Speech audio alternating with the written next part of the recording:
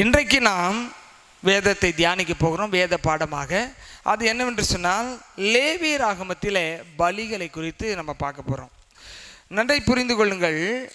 நம்ம வேதத்தை நன்றாக தியானித்து ஆராய்ச்சி செய்து படிச்சிட்டோம்னு சொன்னாக்கா நம்ம எந்த விதத்திலையும் இடற மாட்டோம்.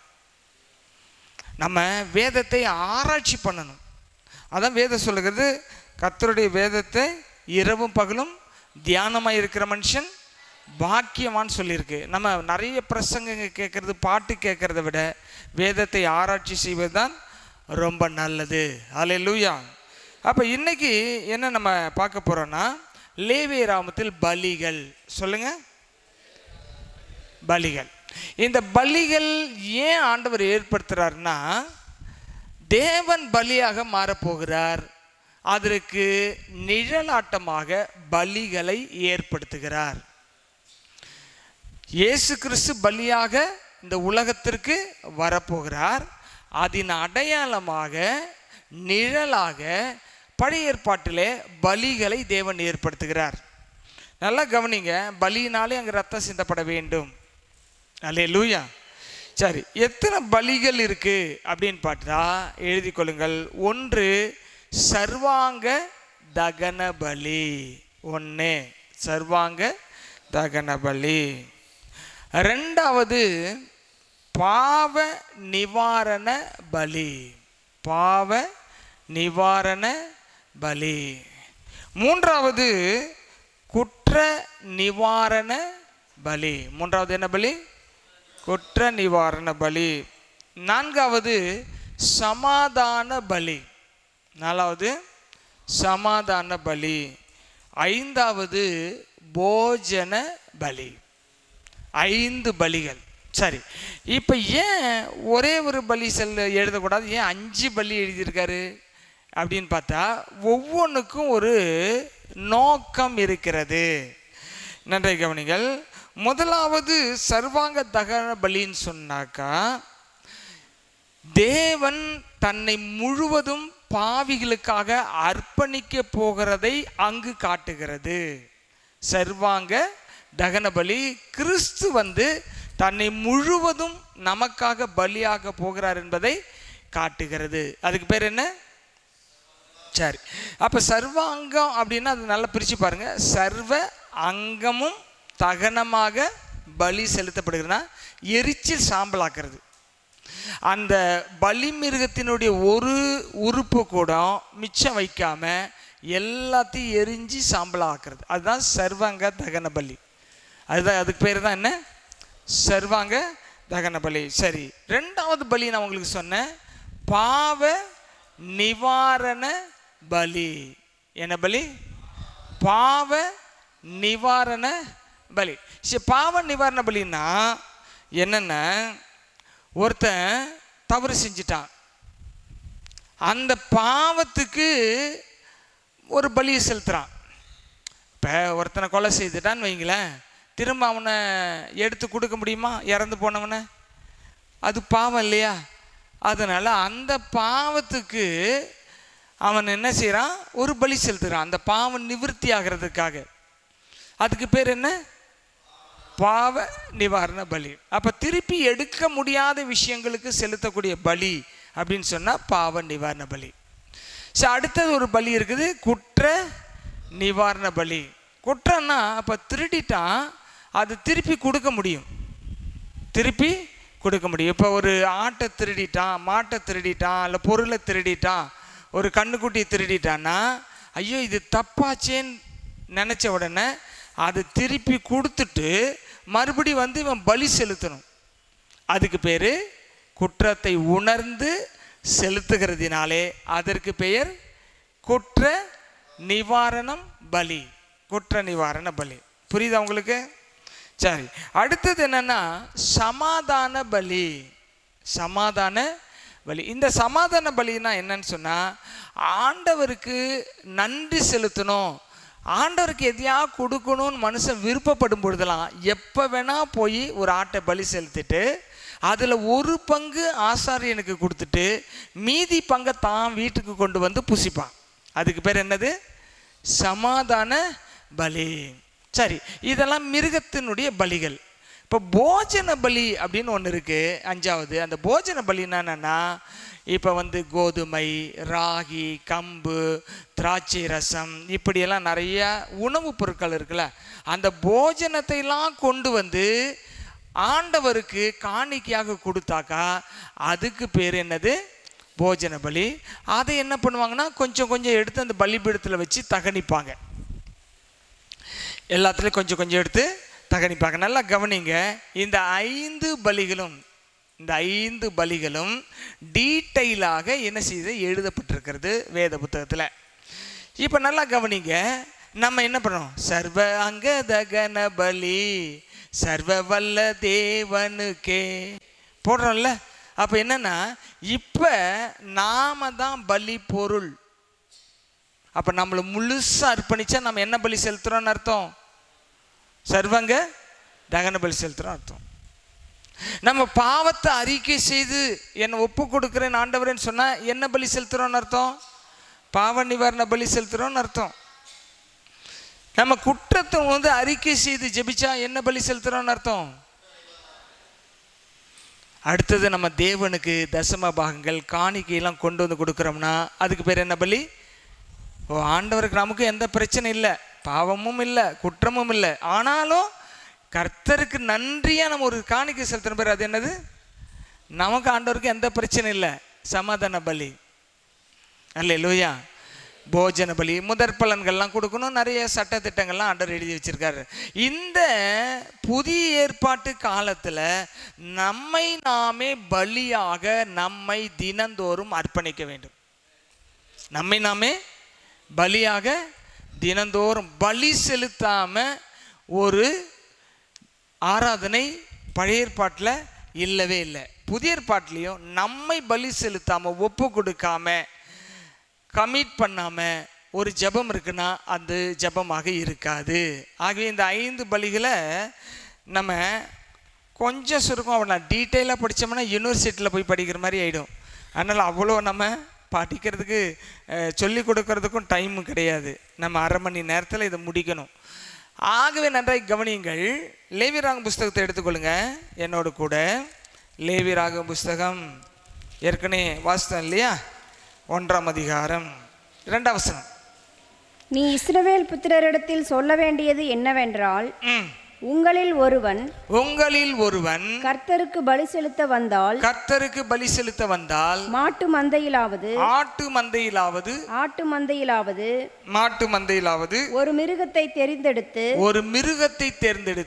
பலி செலுத்த வேண்டும். ஒரு மிருகத்தை தேர்ந்தெடுத்து பலி செலுத்த வேண்டும். அவன் செலுத்துவது மாட்டு மந்தையிலிருந்து எடுக்கப்பட்ட சர்வாங்க தகன பலியானால் அவன் பழுதற்ற ஒரு காளையை செலுத்துவானாக. எல்லாரும் பாருங்க, கூட பார்த்து படிங்க. கர்த்தருடைய சந்நிதியில் தான் அங்கீகரிக்கப்படும்படி அவன் அதை ஆசரிப்பு கூடார வாசலில் கொண்டு வந்து அது தன் பாவ நிவர்த்திக்கென்று அங்கீகரிக்கப்படும்படி தன் கையை அதன் தலையின் மேல் வைத்து கர்த்தருடைய சந்நிதியில் அந்த காளையை கொல்ல கடவன். போதும், ஹோல்டான், இங்க கவனிங்க. இப்ப என்ன பண்ணணும்? பலி பொருட்கள் 3 எழுதி கொள்ளுங்கள். பலி பொருட்கள் 3. 1 காளை, 2வது ஆட்டுக்கடா, 3வது புறா அல்லது புறா குஞ்சு. பலிக்கு உண்டான பொருட்கள் இந்த 3 தான் செலுத்தப்படணும். சரி, ஏன் காளை வைத்திருக்காருன்னா, வசதியானவங்க எதை தான் கொண்டு வந்து செலுத்தணும்?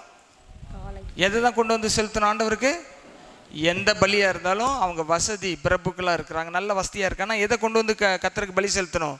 காளை. கொஞ்சம் மிடில் ஃபேமிலியாக இருக்காங்கன்னா ஆட்டுக்கடா செலுத்தணும். ஏழையாக இருக்கிறாங்க அவங்க புறாவை ஒரு ஜோடி புறாவை கொண்டு வந்து செலுத்தணும். ஏழையிலே பரம ஏழையாக இருக்காங்கன்னா புறா குஞ்சை கொண்டு வந்து செலுத்தணும்.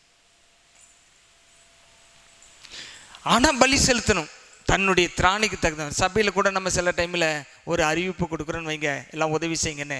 எல்லாரும் சொல்லுவாங்க, எல்லாரும் கொடுத்தா நம்ம கொடுப்போம், எல்லாரும் எவ்வளோ கொடுக்குறாங்களோ அவ்வளோ கொடுப்போம் அப்படின்னு சொல்லுவோம். அப்படி இல்லை.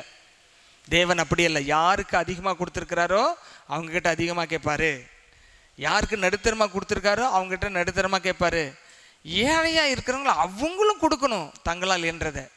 ஒரே அளவு வைக்க மாட்டார் ஆண்டவர். அதனால தான் இந்த பலிகளுக்கு சபைக்குள்ளே இருக்கக்கூடிய விசுவாசிகளாகி நீங்கள் நல்லா உணர்ந்து கொள்ளணும். கர்த்தர் எந்த அளவுக்கு என்னை உயர்த்தி இருக்கிறாரோ அந்த அளவுக்கு நான் பலியாக காணிக்கையாக கர்த்தருக்கு ஒப்பு கொடுக்க வேண்டும். அல்லேலூயா. நீங்கள் ஆசரிப்பு கூடாரத்துக்குள்ள போயிட்டீங்கன்னா இஸ்ரவேல் ஜனங்கள் கொடுக்க தான் வந்தாங்க, வாங்க வரல. நல்லா புரிஞ்சுக்குங்க. If you enter into the tabernacle of God, people come and give something to God, offer something to God. அதுதான் ஆசரிப்பு கூடாரம். அங்கேருந்து எதுவுமே கொடுக்க மாட்டாங்க. இப்போ நல்லா கவனிங்க. இப்போ நம்ம ஆலயத்துக்குள்ள வரும்பொழுது ஏதாகிலும் ஒன்றை கொடுத்துக்கிட்டே இருக்கணும். ஆவிக்குரிய விதத்திலேயோ பொருளாதார விதத்திலேயோ ஏதோ ஒரு விதத்தில் என்ன செய்யணும்? அதுதான் ஆசரிப்பு கூடாரத்தின் அனுபவம். அல்லேலூயா. ஆனால் இந்த காலத்து மக்கள் எப்படி இருக்காங்கன்னா, ஏதோ ஒன்று வாங்கிட்டு போகணும் ஆலயத்துக்கு வந்து. நல்லது தான். அதுக்கு முன்னாடி கொடுக்குறவரெல்லாம் மாறினா தான் வாங்க முடியும். அக்கௌண்ட்லேயே பணம் இல்லை, பேங்க்கில் பணம் இருக்குன்னா நம்ம போய் எடுக்க முடியாது. நம்ம கர்த்தருக்கு முதலாவது கொடுக்க வேண்டியவைகள் எல்லாம் கொடுத்தால்தான் வாங்க வேண்டிய டைமில் வாங்க முடியும். அப்போ ஆசரிப்பு கூடாரத்தில் ஒரு இஸ்ரவேலன் என்டர் ஆகிறான்னா அவன் ஏதோ கொடுக்க வந்திருக்கான்னு அர்த்தம். அல்லேலூயா. புரியுதா உங்களுக்கு நான் சொல்கிறது? இப்போ என்ன பண்ணணும்னா, அந்த காளையை அல்லது ஆட்டுக்கடாவை ஆசாரியன் தலையிலிருந்து வால் வரைக்கும் கால் வரைக்கும் எல்லாம் செக் பண்ணுவான். அதில் சொறி இருக்கா, சிறங்கு இருக்கா, அடிபட்ட காய் இருக்கா, வெட்டுக்காய் இருக்குதா, சொட்டை விழுந்திருக்கா, முடி கொட்டுதா, கண்ணு குருடா இருக்கா, காது கேட்காம இருக்குதா, நொண்டியா இருக்கா, எல்லாம் செக் பண்ணுவான். அது பழுதற்றதா இருந்தால் மட்டும்தான் அங்கே பலி செலுத்த முடியும். பழுதா இருக்குதுன்னா அது ரிஜெக்ட் பண்ணுறோம். வேண்டாம் தூக்கிட்டு போ. இந்த பலி யார் ஏற்றுக்க மாட்டார். அதே போல் தான் புதிய ஏற்பாட்டு காலத்தில் கர்த்தருக்கு கொடுக்கும் பொழுது மனப்பூர்வமாகவும் பரிபூரணமுடைய சந்தோஷத்தினாலையும் குறைவற்றவைகளை காணிக்கையாக கொடுக்கணும். நம்ம போடுற காணிக்கை சில டைமில் பார்த்தீங்கன்னா சிலர் 10 ரூபா நோட்டை 2ஆக கிழிச்சு தனித்தனியாக போட்ட மாதிரி போட்டிருப்பாங்க. வேணுட்டு போட்டாங்களா குழந்தைக்கு போட்டாங்களா தெரியாது. சிலத்தை பார்த்தா கந்தலும் கசங்கி கிடக்கு, செல்லவே செல்லாது. இருந்தாலும் போட்டு விட்ருவாங்க. போனால் போது கர்த்தர் பொழைச்சிட்டு போகிறாருன்ற மாதிரி. அப்படியெல்லாம் இருக்கக்கூடாது. எதை கொடுத்தாலும் தி பெஸ்ட்டாக கர்த்தருக்கு கொடுக்க கற்றுக்கொள்ள வேண்டும். அறகுறையாக குறை உள்ளதை பலிபீடத்தின் மேல் தேவன் அங்கீகரிக்கவே மாட்டார். இப்போ முழுமையான அந்த காளை இருக்கிறது, முழுமையாக அந்த ஆடு இருக்கிறது அப்படின்னு சொன்னால் என்ன செய்யணும்னா, இந்த இஸ்ரவேலன் என்ன செய்யணும்னு சொன்னால் 4ஆம் வசனத்துக்கு அது தன் பாவ நிவர்த்தி கண்டு அங்கீகரிக்கும்படி தன் கையை அதன் தலையின் மேல் வைத்து கர்த்தருடைய சந்நிதியில் அந்த காளையை கொல்ல கடவன். ஏன் கையை வைக்கணும்னா, அவன் சொல்கிறான், நான் பாவம் பண்ணிட்டேன், என் பாவத்தெல்லாம் இப்போ இந்த காளையின் மீது சுமத்துகிறேன், டிரான்ஸ்ஃபர் பண்ணுறேன், எனக்கு பதிலாக இந்த காளை கொல்லப்படுகிறது.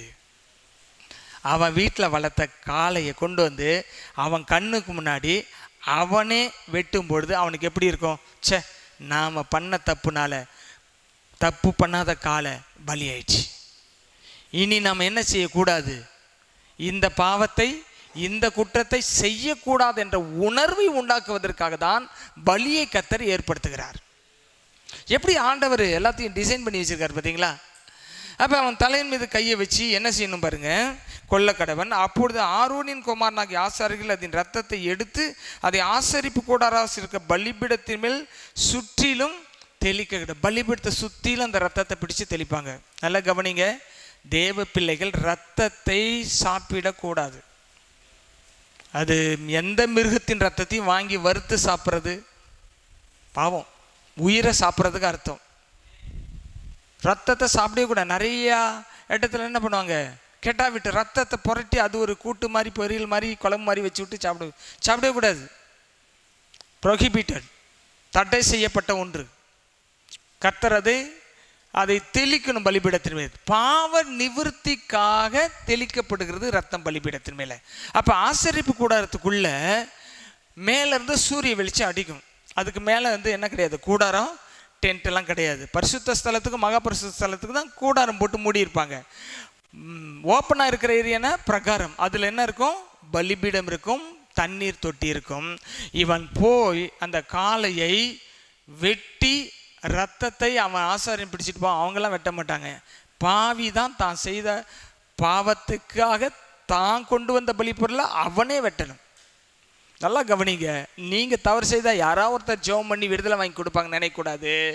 நிறைய பேருக்கு ஜபம் ஏன் கேட்கப்படலாம், தன் பாவத்தை அறிக்கை செய்து விடாததுனால ஜபத்துக்கு பதில் வர்றதில்லை. பாவ நிவாரண பலி, குற்ற நிவாரண பலி, சமாதான பலி, போஜன பலி எல்லாத்தையும் சாம்பலாக்கிட்டா, எந்த பலியாக இருந்தாலும் எல்லாத்தையுமே எரிச்சிட்டா மிச்சம் வைக்காமல், அதுக்கு பேர் சர்வாங்க தகன பலி. அல்லேலூயா, அல்லேலூயா. அப்போ நீங்கள் ரோமருக்கு எழுதின நிருபம் 12ஆம் அதிகாரத்தில் 1-2 வசனத்தை வாசித்து பாருங்க. எங்க என்ன போட்டிருக்கு புதிய ஏற்பாட்டில்னு. அப்படி இருக்க சகோதரரே, நீங்கள் உங்கள் சரீரங்களை பரிசுத்தமும் தேவனுக்கு பிரியமான ஜீவ பலியாக ஒப்பு கொடுக்க வேண்டும் என்பதே உங்களை வேண்டிக் கொள்கிறேன். இதுவே நீங்கள் செய்யத்தக்க புத்தியுள்ள ஆராதனை. நல்லா கவனிங்க. இப்போ ஒரு காளை வெட்டி பலி செலுத்திட்டா திரும்ப அந்த காளை உயிரோடு இருக்காது. இப்போ நம்மளை என்ன பலின்னு சொல்கிறார் ஆண்டவர் புதிய ஏற்பாட்டில்? ஜீவ பலி. ஜீவ பலினா கொல்லவும் படணும், உயிரோடவும் இருக்கணும். கொல்லவும் படணும், சாகவும் செய்யணும், உயிரோடும் இருக்கணும். நம்ம என்ன பலி சொல்லுங்க, இருதயத்தில் கை வச்சு. நான் ஜீவ பலி அப்படின்னா உயிருள்ள ஒரு மிருகம் கொல்லப்பட்டு விட்டால் பலி. உயிருள்ள மனிதன் பாவத்துக்கு செத்து நீதிக்கு தினந்தோறும் பிழைச்சிக்கிட்டு இருக்கானா, அது ஜீவ பலி. அப்போ நீ தினந்தோறும் எப்படி இருக்கணும், நம்ம ஜீவ பலியாக அர்ப்பணிச்சுட்டே இருக்கணும். டெய்லி என்னப்பா ஏதோ ஜெபம் பண்ண பதில் கிடைச்சது நிம்மதியாக இருக்கலாம். இல்லை, நேற்றுக்கு நம்ம ஒப்பு கொடுத்தோம், நேற்றுக்கு ஆசீர்வாதம் கிடைச்சிது. இன்னைக்கு ஒப்பு கொடுத்தால் இன்னைக்கு ஆசீர்வாதம் கிடைக்கும். ஆகிய பலி ரொம்ப முக்கியம். அப்போ ஆண்டவர் இந்த பலிகளை குறித்து அடுத்தது பாருங்க.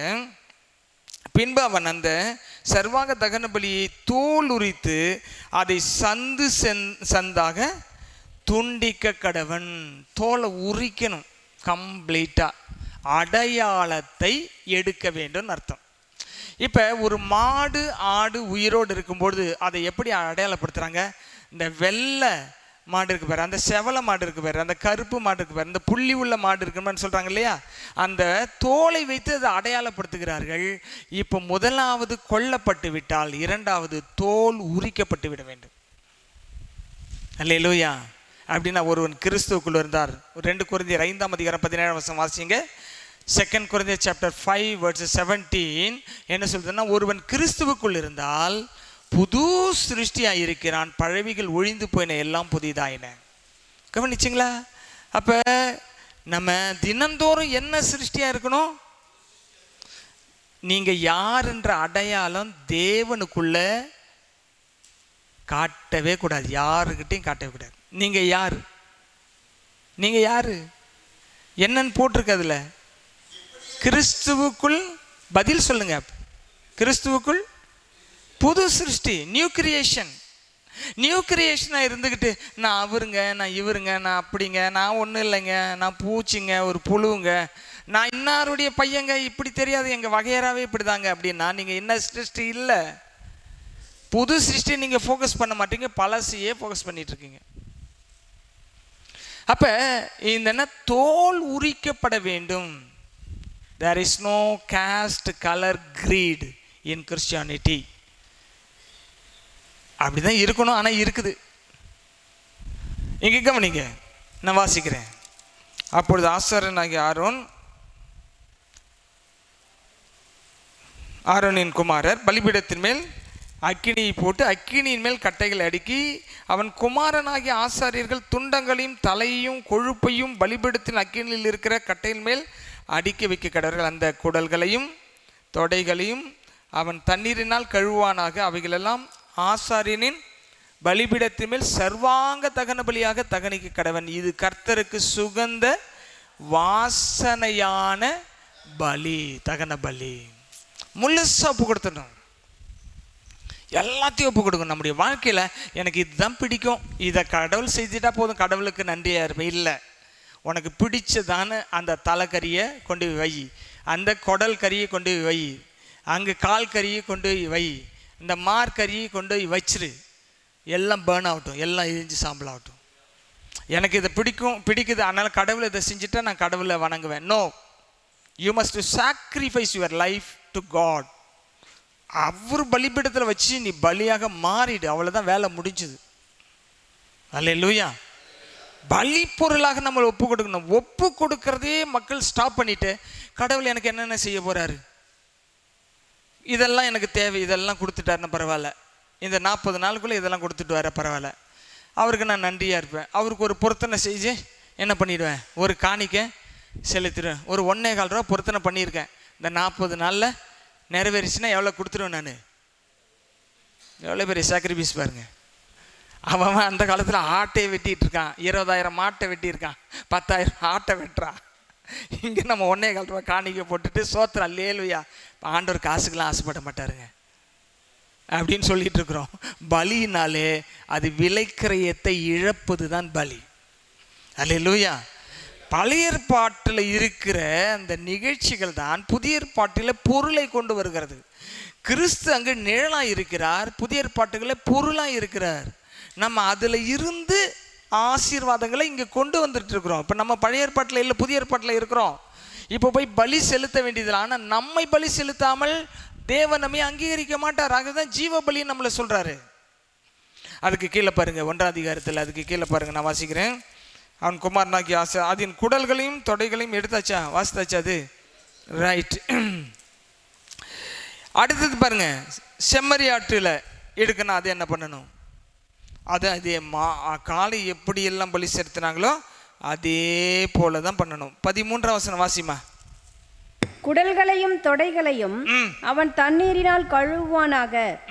அவைகளை எல்லாம் ஆசாரியன் கொண்டு வந்து பலிபீடத்தின் மேல் தகனிக்க கடவன். இது சர்வாங்க தகன பலி. இது கர்த்தருக்கு சுகந்த வாசனையான தகன பலி. பலி செலுத்தினா அது ஆண்டவர் ரொம்ப சந்தோஷமா ஏற்றுக்கொள்வார். ஒரு மாடு பலி செலுத்தப்படும் போது, ஆடு பலி செலுத்தப்படும் பொழுதே ஆண்டவர் அதை சந்தோஷமா சுகந்த வாசனை ஏற்றுக்கொள்ளும் பொழுது நம்மை அர்ப்பணித்தா எவ்வளவு சந்தோஷப்படுவார். அதனால சொல்றார், ஒரு பாவி மனம் திரும்பினால் பரலோகத்தில் மிகுந்த சந்தோஷம் உண்டு. அல்லேலூயா. நம்ம தேவனுடைய சமூகத்தில் நுழைஞ்சிட்டோம். என்னத்தை நான் கொடுக்கணும், என் வாழ்க்கையில் எந்த பகுதி ஒப்பு கொடுக்காமல் இருக்கு, என் வாழ்க்கையில் எந்த சிந்தனை ஒப்பு கொடுக்காமல் இருக்கு, என் வாழ்க்கையில் எந்த ஆசை ஒப்பு கொடுக்காமல் இருக்கு, என்னுடைய வாழ்க்கையில் எந்த விருப்பம் இன்னும் ஒப்பு கொடுக்காமல் இருக்குது. The good things must be offered as a sacrifice on the altar. நல்ல விஷயங்கள் எல்லாம் ஆல்டர் மேல பலிபீடத்தில் வைக்கணும். கெட்ட விஷயத்தை விடுறது ரட்சிக்கப்படுறதுக்கு முன்னாடி, ரட்சிக்கப்பட்ட பிறகு நல்ல விஷயங்கள் எல்லாம் பலிபீடத்தில் வச்சிடணும். அது எல்லாம் எரிஞ்சு சாம்பலாகணும். அதில் ஆண்டவர் சந்தோஷப்படுவார். அல்லேலூயா.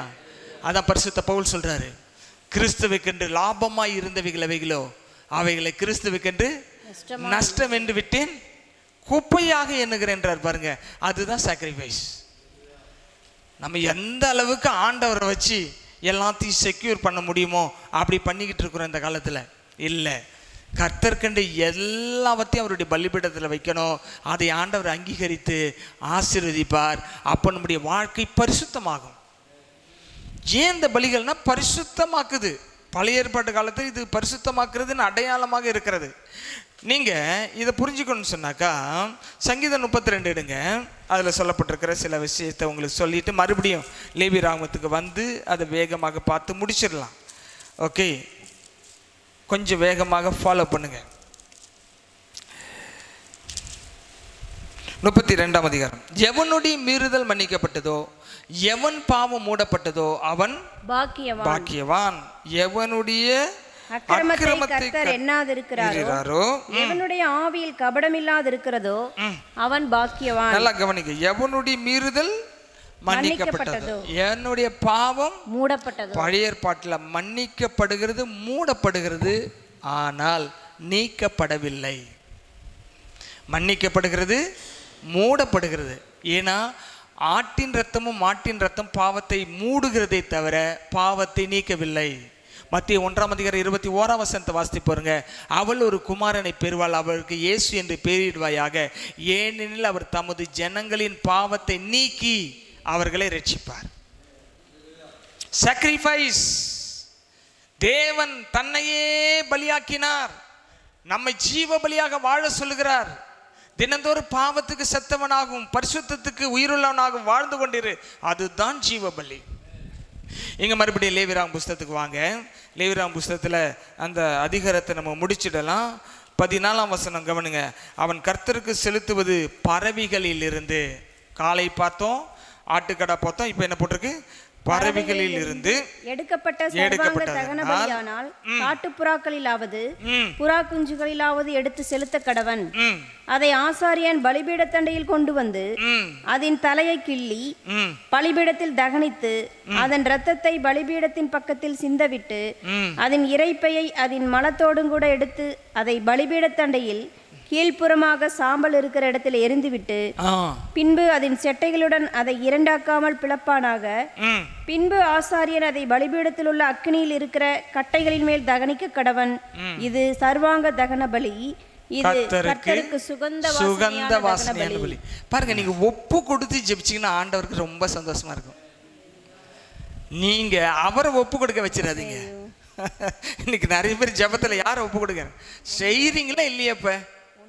நீங்க கொடுக்கலனா உங்க நாம தான் தூசிக்கப்படணும். பிளாக்மெயில் பண்றது யார? Don't force god. ஆண்டவர் ஃபோர்ஸ் பண்ணி கட்டாயப்படுத்தி அப்படியே கையை திருகி பிடிங்களேன்னு அவர் கையை தொடறதுக்கு நம்மளால முடியுமா? அவ்வளோ பெரிய கை திருகி எடுக்க முடியுமா? நோ. நீங்கள் சாக்ரிஃபைஸ் பண்ணீங்கன்னா, உங்கள் வாழ்க்கையை பலியாக ஜீவ பலியாக ஒப்பு கொடுத்தா கர்த்தர் போய் எல்லாத்தையும் மாற்றுவார். வேற ஒன்றுமே பண்ண முடியாது. அப்போ ஆசரிப்பு கூடாரத்தில் நுழைந்த இஸ்ரவேலன் தன்னை முழுவதும் என்ன சொல்லப்பட்டிருக்கோ அதை தான் செய்தான். இப்போ இயேசு இந்த நியாயப்பிரமாணத்தை கை கொண்டாரனா? கை கொண்டார். இயேசு கிறிஸ்துக்கு பெயர் வைக்க போகிறாங்க. 8ஆம் நாள் விருத்த சேதனை பண்ணிட்டு அதுக்கப்புறம் என்ன வைக்க போகிறாங்க? பெயர் வைக்க போகிறாங்க. அப்போ இவங்க நியாயப்பிரமாணத்தின்படி, லூக்கா எழுதின சுவிசேஷம் எடுங்க, நியாயப்பிரமாணத்தின்படி என்ன செஞ்சாங்கன்னு பாருங்க. ஓகே, அவர்கள் 1ஆம் அதிகாரம் ஓகே எடுத்துட்டிங்களா?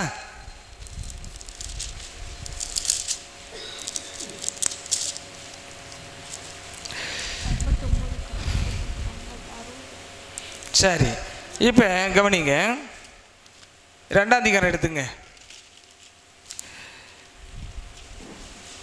34ஆம் வசனம்.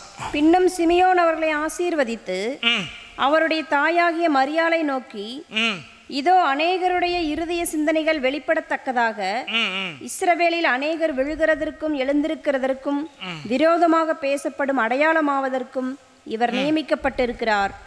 உன் ஆத்துமாவையும். ஓகே ஓகே கவனிங்க. 22ல இருந்து வாசிங்க, 21ல இருந்து வாசிங்கம்மா. 21, 22ல இருந்து 24 வரைக்கும். பிள்ளைக்கு விருத்த சேதனம் பண்ண வேண்டிய 8ஆம் நாளிலே அது கர்ப்பத்திலே உட்பவிக்கிறதற்கு முன்னே தேவதூதனால் சொல்லப்பட்டபடியே அதற்கு இயேசு என்று பெயரிட்டார்கள்.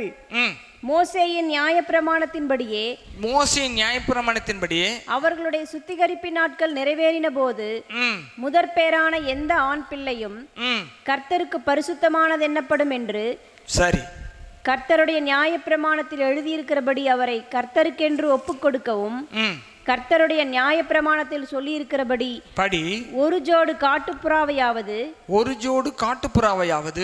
2 புறா குஞ்சுகளையாவது பலியாக செலுத்தவும் அவரை எருசலேமுக்கு கொண்டு போனார்கள். நல்லா கவனிங்க. காளை செலுத்துறதுக்கு வசதி இல்லை மரியாளுக்கு, யோசேப்புக்கு. ஆட்டு கடா செலுத்துறதுக்கு வசதி இல்லை, புறா செலுத்த கூட வசதி இல்லைங்க. புறா குஞ்சை கொண்டு வந்து செலுத்துறாங்க. ஏன் அந்த ஆசிரியர் சொல்லுற, இவரே தேவகுமாரன்ப்பா, இவருக்கெல்லாம் ஒன்றும் கொடுக்க வேண்டாம், நீங்கள் பாட்டில் பிரதிஷ்டை பண்ணிட்டு போங்கன்னு சொல்லக்கூடாது. எதையெல்லாம் ஆண்டவர் சமூகத்தில் வந்து ஒரு ஜெபிக்கிறோம்னா அதுக்கெல்லாம் நியாயப்பிரமாண முறைப்படியும் கொடுக்கணும், கிருபையின்படியும் கொடுக்கணும், தாராளமாக கொடுக்கணும். கொடுக்கிற இருதயம் நமக்கு இல்லைன்னா, இந்த பழைய ஏற்பாட்டில் இருக்கிற சாக்ரிஃபைஸு அவங்க செஞ்சாங்க, அதை கர்த்தர் ஆசீர்வதித்தார். புதிய ஏற்பாட்டில் கொடுக்குற மனசு இல்லைன்னா கிருபையினால் வர ஆசீர்வாதத்தை நம்ம பெற்றுக்கொள்ள முடியாது. இயேசு கிறிஸ்துவை நியாயப்பிரமாணத்தின்படி கொண்டு போகல, புறா குஞ்சுகளை தான் வாங்கி கொண்டு போக முடியுது. அவரே நியாயப்பிரமாணத்தை நிறைவேற்றின பொழுது நாம் அவருடைய ராஜ்யம் கட்டுறதுக்கு கொடுக்காமலே ராஜ்யம் கட்டப்பட்டுரும், கொடுக்காமலே எல்லாம் வளரும், கொடுக்காமலே ஆண்டவர் தேசத்தை மாற்றுவார்னு நினச்சிங்கன்னா அதை விட ஒரு விஷயம் எப்படி சொல்கிறது, அதை எப்படி புரிஞ்சுக்கிறீங்களா அப்படி புரிஞ்சுங்க. நாம் இந்த உலகத்தில் தேவனுடைய ராஜ்யத்தை கட்டுகிற மகளாக இருக்குன்னா நாம் I must give everything to his kingdom. அப்படி அர்ப்பணிக்கிறதுக்கு பேர் தான் ஆராதனை. புதிய ஏற்பாட்டில் சும்மா 2 பாட்டு டான்ஸ் ஆடிட்டு மியூசிக் ஆஸ்து லைட்டை போட்டு ஜிம்னு ஆடிட்டு அது ஆராதனை சூப்பராக இருந்துச்சு இல்லை. எதை பெயினோடு கொடுத்தோம். சாக்ரிஃபைஸ்னா pain, shedding blood, cutting the meat and burn everything on the altar, that is worship. In New Testament we are doing everything in spiritual. புதிய ஏற்பாட்டில் எல்லாத்தையும் நம்ம ஆவிக்குரிய விதத்தில் செய்கிறோம், ஆனால் செய்யணும், அங்கே இருக்கிறது அப்படியே ஸ்பிரிச்சுவலாக செய்யணும். செய்யலைன்னா அது ஆராதனை இல்லை. கண்களை மூடி ஆண்டவரை நோக்கி பார்ப்போம். எங்கள் அன்பு நிறைந்த தகப்பனே, இந்த நல்ல நேரத்திற்காக நன்றி சொல்லுகிறோம். நாங்கள் உங்களுடைய சமூகத்தில் வந்திருக்கிறோம். இந்த லேவியராம் புஸ்தகத்தில் நீர் எங்களுக்கு கற்றுக் கொடுத்த பாடங்களுக்காக உமக்கு நன்றி. தொடர்ந்து நாங்கள் எங்களை சந்தோஷப்படுத்தல, உங்களை சந்தோஷப்படுத்த எப்பொழுதும் ஜீவ பலியாக நாங்கள் எங்களை ஒப்பு கொடுத்து கொண்டே இருக்க வாழ எங்களை அர்ப்பணிக்கிறோம். ஆசீர்வதி. இயேசுவின் நாமத்தை ஒப்பு கொடுத்து ஜெபிக்கிற நல்ல பிதாவே. என் ஆத்துமாவே கர்த்தரை ஸ்தோத்திரி, என் முழுவலுமே பரிசுத்த நாமத்தை. என் ஆத்துமாவே கர்த்தரை ஸ்தோத்திரி, அவர் செய்ய சகல் வாங்கராதே. ஆமென். Hallelujah, hallelujah, hallelujah. God bless you, God bless you, God bless you.